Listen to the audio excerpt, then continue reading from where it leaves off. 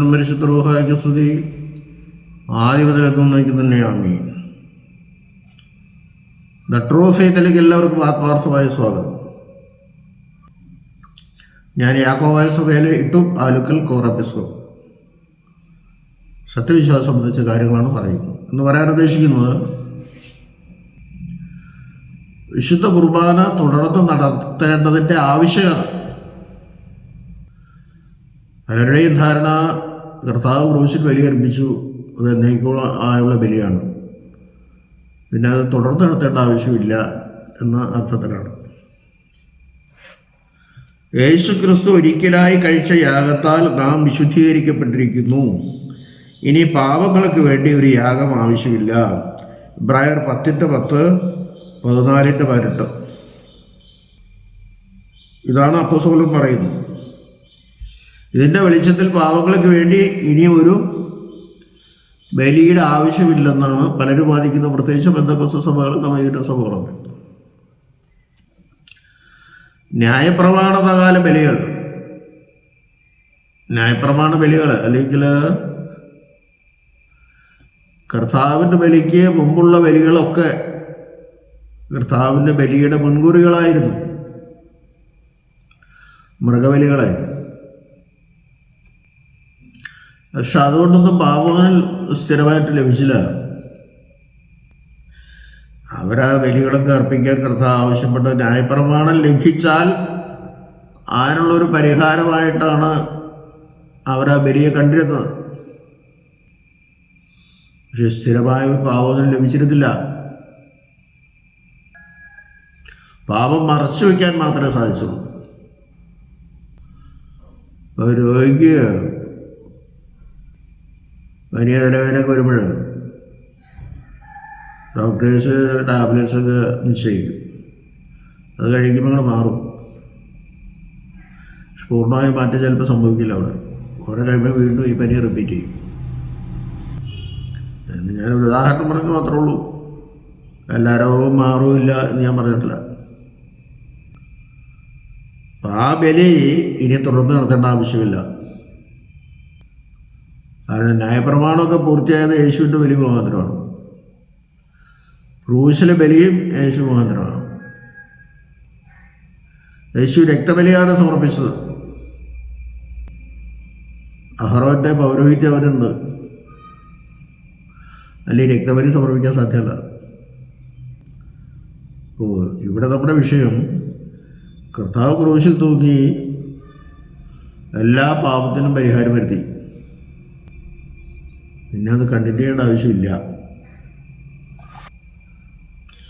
എന്നാൽ ഈ പഴയ നിയമ ബലികൾ കൊണ്ടൊന്നും ആത്മരക്ഷയോ പാപമോചനമോ ലഭിച്ചിരുന്നില്ലെന്നും എബ്രായർ 10:1-5 വരെ വായിക്കുന്നത് കാണാം.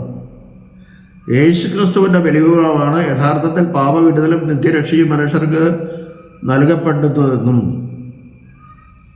ഈ കുർബാനയുടെ അനുഭവമുള്ളിടത്ത് ഇതിനുമേൽ പാപങ്ങൾക്ക് വേണ്ടി മുൻകാലങ്ങളിലെ പോലെ രക്തബലികൾ ആവശ്യമില്ലെന്നുമാണ് അപ്പോസ്തലൻ പറയുന്നത്. ഒന്നും മനസ്സിലായില്ല അല്ലേ? അതായത് പാപങ്ങൾക്ക് വേണ്ടി ഒരു ബലി ആവശ്യമില്ല. പക്ഷേ പാപങ്ങൾക്ക് വേണ്ടി ഇനി ഒരു ബലി ആവശ്യമില്ലെങ്കിൽ എന്തുകൊണ്ട് കർത്താവ് ഇപ്പോഴും പിതാവിൻ്റെ വലത്ത ഭാഗത്തിരുന്ന് നമുക്ക് വേണ്ടി മധ്യസ്ഥത യാചിക്കുന്നു? ആണിപ്പാടുകൾ കാണിച്ച് രക്തമൊന്നുമില്ല. ആണിപ്പാടുകൾ കാണിച്ചിട്ട് നമുക്ക് വേണ്ടി മധ്യസ്ഥത യാചിക്കുന്നു. അത് ബലിയാണ്. അതാണ് ആണിപ്പാട്, രക്തത്തിന് പകരം. അതെന്തിനാ കണ്ടിന്യൂ ചെയ്യുന്നത്? ബലിയുടെ ആവശ്യമില്ലല്ലോ. എന്നേക്കുമായി ബലി സമർപ്പിച്ചില്ലേ? റോമൻ 8:34 നമുക്ക് വായിക്കാം. അപ്പോൾ സ്വർഗത്തിൽ ആ ബലി തുടരുന്നുണ്ടെങ്കിൽ ഇവിടെ മദ്ബഹായിലും ആ ബലി തുടരേണ്ടതാണ്. തന്നെയുമല്ല, കർത്താവ് വിശുദ്ധ കുർബാന സ്ഥാപിച്ചിട്ട് എന്താ പറഞ്ഞത്? ഞാൻ വരുന്നവരെയും എൻ്റെ ഓർമ്മയ്ക്കായി ഇപ്രകാരം നിങ്ങൾ ചെയ്യണം. ഇവിടെ ഓർമ്മ എന്ന് പറയുന്നത് വെറുതെ ഒരു ഓർമ്മയല്ല. ഞാൻ ക്രൂശിൽ ബലി സമർപ്പിച്ചത് പിതാവിനെ നിങ്ങൾ ഓർമ്മിപ്പിക്കണം. ആ പിതാവിന് ഓർമ്മയില്ലാത്ത ആളാവണം എന്നല്ല അതിൻ്റെ അർത്ഥം. പിതാവിനെപ്പോഴും ഓർമ്മയുണ്ട്. പക്ഷെ ആ ബലിയിൽ കൂടി അവനെ ആ സ്മരണ കൊണ്ടുവരണം. കർത്താവ് അത് ചെയ്യുകയാണ്, നമ്മളും അവൻ്റെ കൂടെ അതിൽ പങ്കാളിയാകുകയാണ്. വിശുദ്ധ കുർബാനയിൽ we are participating in that sacrifice. എൻ്റെ ഭാഗമാക്കുകയാണ്, പങ്കാളിയാക്കണം. അത് പരിശുദ്ധാത്മാവിൽ നിറഞ്ഞ് കർത്താവിനോടൊപ്പം പിതാവിന് സമർപ്പിക്കുന്നതാണ് വിശുദ്ധ കുർബാന. അതേസമയം നമ്മൾ പിതാവിനെയും പുത്രനെയും പരിശുദ്ധരുമായും ആരാധിക്കുകയും ചെയ്യുന്നു. ഞങ്ങൾ നിനക്കും നിൻ്റെ ഏകജാതനും നിൻ്റെ പരിശുദ്ധരുമായും സ്തുതിയും സ്തോത്രവും കരയിട്ടുന്നു. നിൻ്റെ എന്നുള്ള വളരെ പ്രധാനപ്പെട്ടാണ് ഇതിന് മുമ്പ് പല പ്രാവശ്യം പറഞ്ഞിട്ടുണ്ട്. നമ്മൾ ആ ബലിയിൽ പുറകോട്ട് പോകണം. 2000 കൊല്ലങ്ങൾക്ക് മുമ്പ് സഹ്യോൻ മാലയിൽ നടന്ന ആ ബലിയിൽ, ഇത് ബലിയിൽ അപ്പവും വീഞ്ഞും കൊണ്ടുള്ള ബലിയിൽ കർത്താവ് എന്ത് ചെയ്തു? അത് ഇന്നത്തേക്ക് കൊണ്ടുവരാം. 2000 കൊല്ലം മുമ്പുള്ള ആ ബലി ഇന്നത്തേക്ക് കൊണ്ടുവന്നാണ്, ഇന്നിൻ്റെ അനുഭവത്തിലേക്ക് കൊണ്ടുവന്ന് കർത്താവെ ഇത് വാഴ്ത്തിത്തരണമെന്ന് പറഞ്ഞ് അപ്പം കയ്യിലെടുത്ത് പിതാവിനെ സ്തോത്രം ചെയ്യാണ് പട്ടക്കാരൻ. കർത്താവാണ് വാഴ്ത്തിത്തരുന്നത്. അതുകൊണ്ട് നമുക്ക് വാഴ്ത്താൻ എന്താ അതിനുള്ള ശക്തി കിട്ടും. കാര്യം പട്ടക്കാരൻ കർത്താവിൻ്റെ പ്രതീതിയാണ്. പക്ഷേ നീ വാഴ്ത്തി അന്നത്തെ അപ്പം ശരീരമാക്കി ഈ അപ്പത്തെ മാറ്റിത്തരണമേ, ഈ വീഞ്ഞിനെ അന്നത്തെ രക്തമാക്കി മാറ്റിത്തരണമേ. ഇന്നിൻ്റെ അനുഭവത്തിലേക്ക് കൊണ്ടുവന്ന് ആ കൂദാശയിലെയും അല്ലെങ്കിൽ ആ പ്രവർത്തനത്തിൽ നമ്മളും പങ്കുചേർന്നു, പങ്കാളിയായി പരിശുദ്ധാത്മാവിൻ്റെ ശക്തിയാൽ വചനം, അച്ഛൻ വചനം പറയുമ്പോൾ പരിശുദ്ധാത്മാവിൻ്റെ ശക്തി അതിൽ വ്യാപരിക്കുന്നു ഓരോ കൂദാശയിലും. ആ അദൃശ്യമാണ്, നമുക്ക് കാണാൻ പറ്റില്ല. അത് കൈ ഉയർത്തി ആവസിക്കുമ്പോഴൊക്കെ പരിശുദ്ധാത്മ എഴുന്നള്ളി വന്ന് ഈ അപ്പത്തെ നിൻ്റെ ദൈവമായ കർത്താവിൻ്റെ ഞങ്ങളുടെ ദൈവമായ കർത്താവിൻ്റെ തിരുശരീരമാക്കി പൂർത്തിയാക്കപ്പെടണമേ, പൂർത്തീകരിക്കണമേ. ഈ കാസായിലെ കലർപ്പിനെ ഞങ്ങളുടെ കർത്താവായ യേശുമിശിഹായുടെ തിരുരക്തമാക്കി പൂർത്തിയാക്കണമേ, പൂർത്തീകരിക്കപ്പെടുമാറാകണമേ. അവിടെ കൂദാശയുടെ അനുഭവമാണ്. കർത്താവിന് വചനം ചൊല്ലി നമ്മളൊരു പരികർമ്മം ചെയ്യുമ്പോൾ ആ പരിശുദ്ധാത്മാവ് അവിടെ ഇറങ്ങി വന്ന് ആ അപ്പത്തിന്മേലും വീഞ്ഞിന്മേലും ആവഹിക്കപ്പെട്ട് അല്ലെങ്കിൽ ആവഹിച്ച് അതിൻ്റെ പൂർണ്ണത വരുത്തുകയാണ്. ഇതിനു മുമ്പ് കർത്താവ് വാഴ്ത്തി പറഞ്ഞു തൻ്റെ ശരീരം തൻ്റെ രക്തത്തൊക്കെ പറയും. പരിശുദ്ധാത്മാവിനെ ശക്തിയാൽ പൂർത്തീകരിക്കപ്പെടുകയാണ്. എല്ലാം പൂർത്തീകരിക്കുന്ന പരിശുദ്ധാത്മാവാണ്. അപ്പോൾ നമ്മെ അതിൽ പങ്കാളിയാക്കി നാം ദൈവത്തെ ആരാധിച്ച് ഒരു കുർബാനയിൽ പല കാര്യങ്ങളും നടക്കണം. അതിൽ പങ്കാളിയാകുന്നു. അതേസമയം വിശുദ്ധ നൃത്തത്തെ നമ്മൾ ആരാധിക്കുന്നു. അത് സമർപ്പിക്കുന്ന വിധാനമാണ്. അത് ഞങ്ങൾ നിനക്കും നിൻ്റെ വിചാരം നിൻ്റെ പരിശുദ്ധമായിരിക്കുന്നു പറയുന്നത്.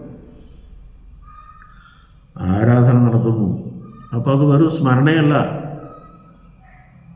കർത്താവിൻ്റെ മരണം പ്രഘോഷിക്കപ്പെടുകയാണ്. പരിശുദ്ധനായ പൗലോസ്ലീഹ പറയുന്നതനുസരിച്ച് ഇത് നിങ്ങൾ ചെയ്യുവിൻ. ആ ചെയ്യലിൽ കൂടിയാണ് നമുക്ക് പാപമോചനം ലഭിക്കുന്നത്. കർത്താവ് ക്രൂശിൽ തൂക്കി മരിച്ചു, അതുകൊണ്ട് ഇനി ഒന്നും ചെയ്യണമെന്ന് പറഞ്ഞ് എഴുതാൻ പറ്റില്ല.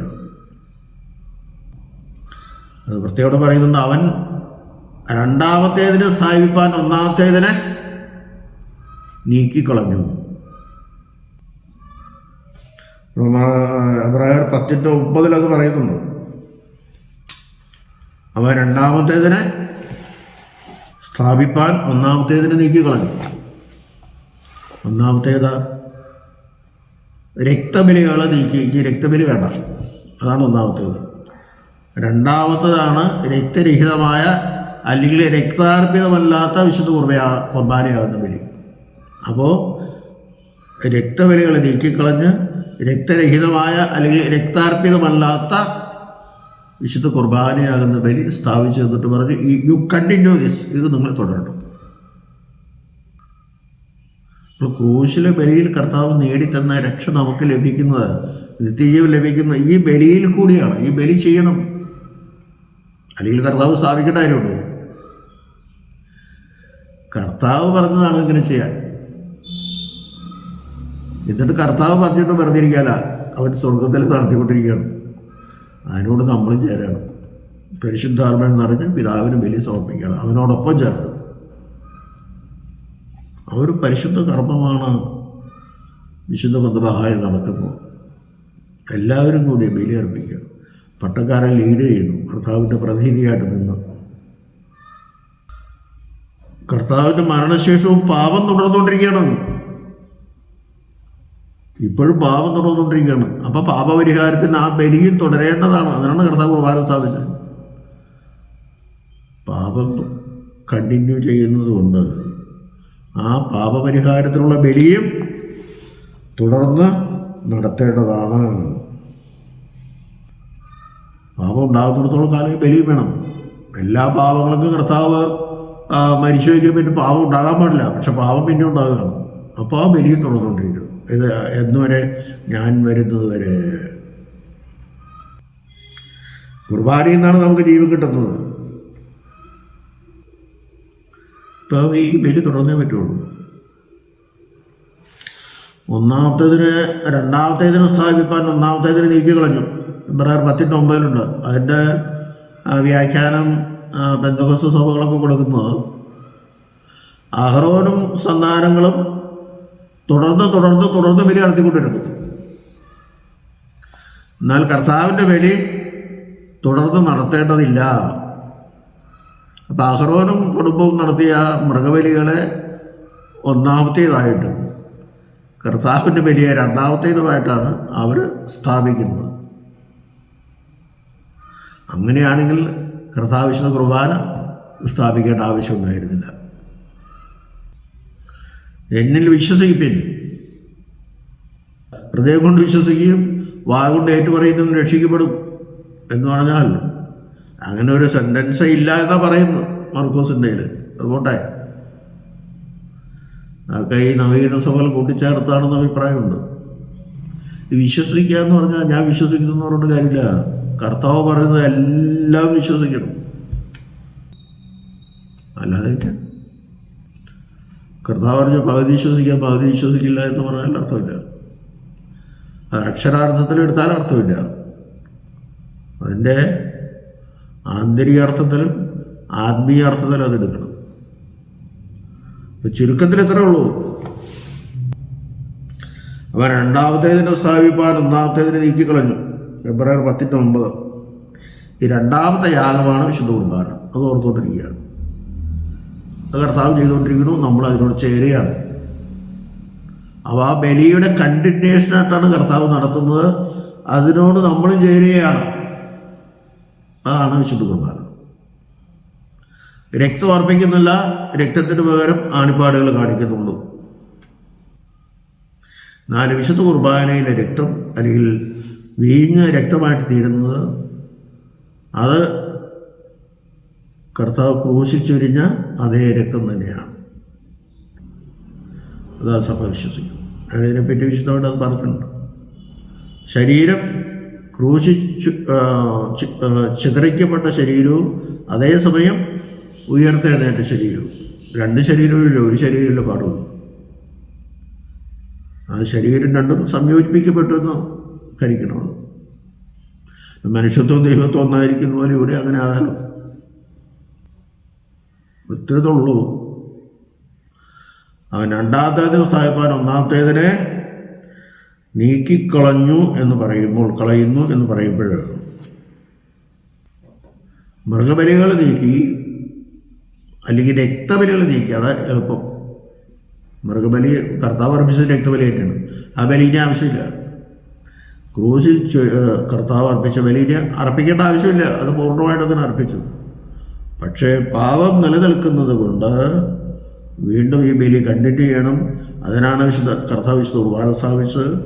അത് സ്വർഗത്തിൽ നടന്നുകൊണ്ടിരിക്കുന്നു, ഇവിടെ ഭൂമിയിലെ മദ്ബാഹായിലും നടത്തിക്കൊണ്ടിരിക്കണം. കർത്താവിൻ ബലിയോട് നാമം ചേർന്ന് നമ്മെ പങ്കാളികളാക്കി ഇന്നിൻ്റെ അനുഭവത്തിലേക്ക് കൊണ്ടുവന്ന് ഇന്നും ഈ രക്ഷ, നാളെയും ഈ രക്ഷ കണ്ടിന്യൂ ചെയ്തുകൊണ്ടിരിക്കണം കർത്താവിൻ്റെ രണ്ടാമത്തെ വരവരെ. അല്ലാത്തവർക്ക് എന്ത് ചെയ്താലും പാപമോചനമില്ല. നിങ്ങൾക്ക് വിശ്വസിക്കാൻ പറ്റുമെങ്കിൽ വിശ്വസിക്കുക, എനിക്കെത്രയും പറയാൻ പറ്റും. എന്ത് ആ കോലാഹലം കാണിച്ചാലും എന്തെല്ലാം സമർത്ഥിച്ചാലും എത്ര വെച്ചെടുത്ത് പ്രസംഗം പറഞ്ഞാലും എത്ര മണിക്കൂർ പ്രസംഗം പറഞ്ഞാലും വിശുദ്ധ കുർബാനയുടെ അടുത്തെത്തില്ല, രക്ഷയുമില്ല. സ്വർഗത്തിൽ നമുക്ക് ലഭിക്കാനിരിക്കുന്ന ആ വിരുന്നിൻ്റെ മുൻ ആസ്വാദനമാണ് വിശുദ്ധ കുർബാന. അപ്പോൾ ഈ ബലി തുടരേണ്ടത് നമ്മുടെ ആവശ്യമാണ്. ദൈവം നമ്മെല്ലാവരെയും അനുഗ്രഹിക്കട്ടെ.